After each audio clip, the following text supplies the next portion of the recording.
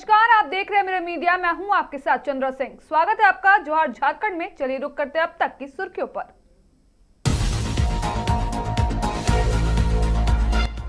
धनबाद में 14वीं जेपीएससी परीक्षा को लेकर तैयारी पूरी। 46 परीक्षा केंद्र में 17,000 अभ्यर्थी होंगे शामिल। उपायुक्त खुद करेंगे मॉनिटरिंग। घोटाले से सबक, हर निकासी पर रहेगी नजर। धनबाद में वाउचर पेमेंट पर कड़ा शिकंजा।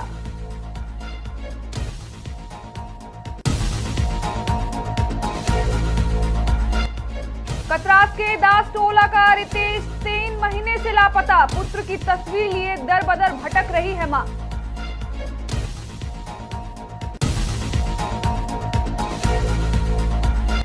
रामगढ़ व्यवहार न्यायालय परिसर में गूंजा फायर ब्रिगेड का सायरन। मॉक ड्रिल के जरिए दी गई अग्नि सुरक्षा की ट्रेनिंग।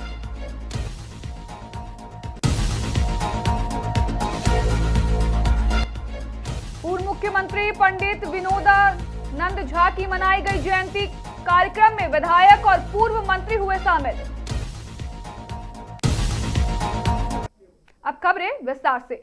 14वीं जेपीएससी परीक्षा को कदाचार मुक्त करवाने के लिए धनबाद जिला प्रशासन ने कमर कस ली है।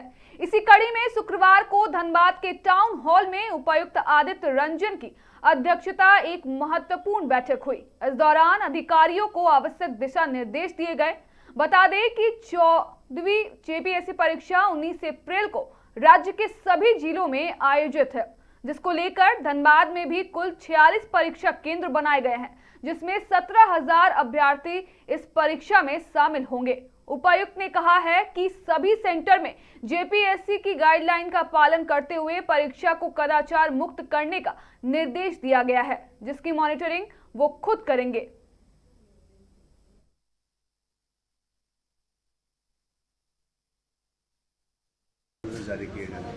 देखिए, मोस्टली जो मीटिंग का एजेंडा था कि हम लोग को फेयर एकदम एग्ज़ाम कराना है और उसमें किसी भी तरह का ग्लिच नहीं हो। हम लोगों ने लास्ट वीक जेएसएससी का भी उत्पाद सिपाही की भी परीक्षा कराई और बहुत अच्छे से कराई। तो आज वो भी मोमेंट था जिसमें हम लोगों ने सभी पदाधिकारी को, कर्मियों को धन्यवाद कहा, क्योंकि ये बहुत ही टीडियस टास्क होता है। सुबह 5 बजे से रात 10 बजे तक चलता है। तो इस बार हम लोग सेम पैटर्न पर, सेम तरीके से कोशिश कर रहे हैं कि 100% अच्छे से एग्ज़ाम हो और सेंटर पे किसी भी तरह की कोई भी जो है लापरवाही नहीं हो। और स्पेशली जो इलेक्ट्रॉनिक गैजेट्स है उसका पूर्ण रूप से प्रतिबंध है। सेंटर के आसपास भी निषेधाज्ञा लागू की गई है और हम लोगों ने टैगिंग सभी का कर दिया है और साथ ही साथ कंट्रोल रूम को भी एक्टिव रखने का है। किसी भी तरह का कोई ऐसी सूचना रहती है तो हम लोग मोबिलाइज तुरंत कर पाएँ। कितना सेंटर टोटल खुला है सर? 46 सेंटर्स हैं और 17,000 कुछ बच्चे हैं जो अभ्यर्थी हैं जो एग्ज़ाम देंगे। दंडाधिकारी की नियुक्ति कितने रहेगी? वो तो संख्या गोपनीय है।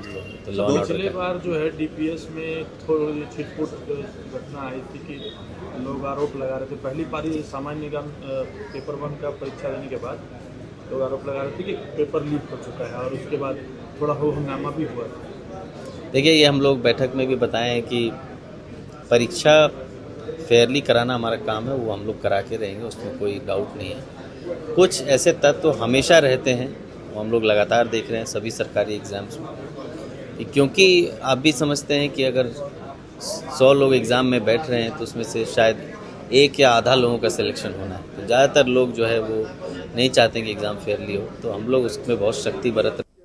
रामगढ़ व्यवहार न्यायालय में अग्निशमन सप्ताह को लेकर मॉक ड्रिल का आयोजन किया गया। इस दौरान सत्र न्यायाधीश तौफीकुल हसन ने कार्यक्रम को संबोधित करते हुए कहा कि हर व्यक्ति को अग्निशमन का ज्ञान होना जरूरी है। उन्होंने कहा कि फायर सेफ्टी विभाग से हर खासकर गृहिणी को इसकी ट्रेनिंग लेनी चाहिए कि गैस में आग लग जाए तो कैसे बचे। कार्यक्रम में फायर ऑफिसर महेंद्र सिंह प्रधान, डालसा सचिव अनिल कुमार, एसडीजे 1 विशाल श्रीवास्तव, सीजीएम आरती माला मुख्य रूप से शामिल हुए।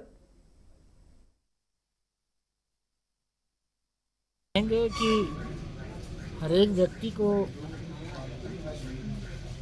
अग्निशमन का ज्ञान होना चाहिए और इसी को ध्यान में रखते हुए आज जो फायर सेफ्टी ऑफिसर रामगढ़ के थे, तो चूँकि कुछ ही दिन पहले रामगढ़ सिविल कोर्ट के बिल्डिंग का एक कमरा में आग लग गई थी तो हम लोग भी सशंकित थे।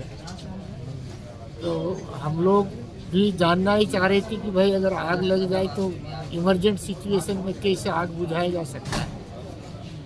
इसीलिए हम लोग का आग्रह पर ही मॉक ड्रिलिंग सब दिखाए। और मेरा मैसेज ये रहेगा कि हर आदमी को इसकी जानकारी रहनी चाहिए, इसका ज्ञान रहना। बोकारो और हजारीबाग में हुए ट्रेजरी घोटाले से सबक लेते हुए धनबाद के टाउन हॉल में उपायुक्त आदित्य रंजन की अध्यक्षता में समीक्षा बैठक की गई।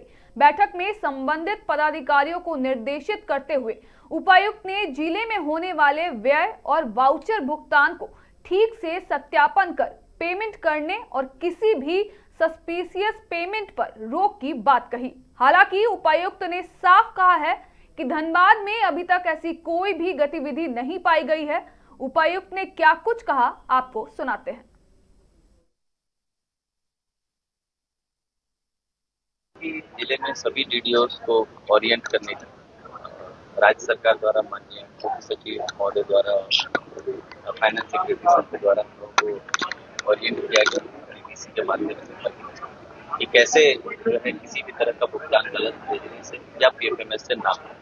तो हम लोग चाह रहे थे कि सभी डीडीओस का, क्योंकि हम भी जानते हैं, आप भी जानते हैं, सालों तक हम लोग काम करते रहते हैं सभी कर्मी लोग, और प्रशिक्षण के नाम पे लगभग कुछ भी नहीं होता है, ओरिएंटेशन भी बहुत कमी होता है। ये बोकारो, हजारीबाग और अन्य जिलों में जो छोटी छोटी निकली पेपर के माध्यम से भी आए हैं, और अभी फाइनेंस सेक्रेटरी सर का एक चिट्ठी की डिटेल आया है। उस चिट्ठी के आलोक में हम लोगों ने कोऑर्डिनेशन रखा था। भुगतान संबंधी सभी बातों को फिलहाल के लिए सर क्या, जैसे कि अभी सामने आ रहे ये प्रिकॉशन के लिए 2-3 बिंदु है जिस पर आज बातचीत भी हुई कि कोई भी कर्मी 3 साल से ज्यादा किसी एक जगह पर अगर पदस्थापित है और वो बिल्डिंग जैसे कार्य में, स्थापना जैसे कार्य में इन्वॉल्व हो तो तत्काल उसका काम। देवघर में तक्षशिला विद्यापीठ स्थित डॉक्टर कृष्णानंद झा सभागार में पूर्व मुख्यमंत्री पंडित विनोदानंद झा की जयंती बड़े ही हर्षोल्लास के साथ मनाई गई। इस कार्यक्रम में मुख्य अतिथि के रूप में विधायक सुरेश पासवान, पूर्व मंत्री राज पलिवार, पूर्व मंत्री बादल पत्रलेख उपस्थित रहे। इस अवसर पर वक्ताओं ने पंडित विनोदानंद झा के व्यक्तित्व पर विस्तार से प्रकाश डाला। वहीं कार्यक्रम के अंत में सभी ने उनके आदर्शों पर चलने का संकल्प लिया और उनके बताए हुए मार्ग पर आगे बढ़ने की बात कही।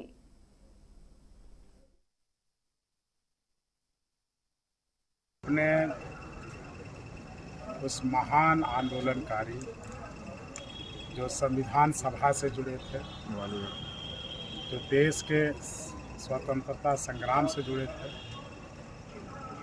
जो शिक्षा के क्षेत्र में देवघर कॉलेज जो देख रहे हैं, बाजला कॉलेज जो देख रहे हैं, जिसके वो प्रेरणा स्रोत रहे थे।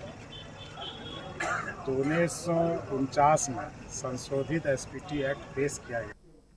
हाथ में 13 वर्षीय पुत्र की तस्वीर लिए दर बदर फिरती मां की भावुक अपील आपको अंदर से झकझोर देगी। मामला कतरास के दास टोला का है, जहां बॉबी देवी का पुत्र रितेश दास पिछले 3 महीने से लापता है।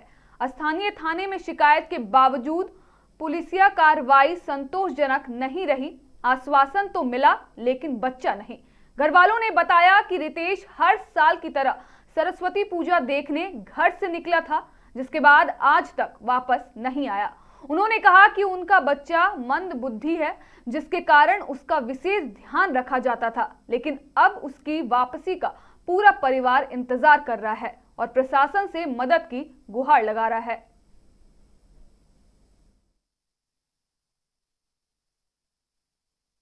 तारीख को बच्चा 23 जनवरी को गुम हुआ है। बच्चा मतलब छत उसका दादी में लेके छत में सुतल था।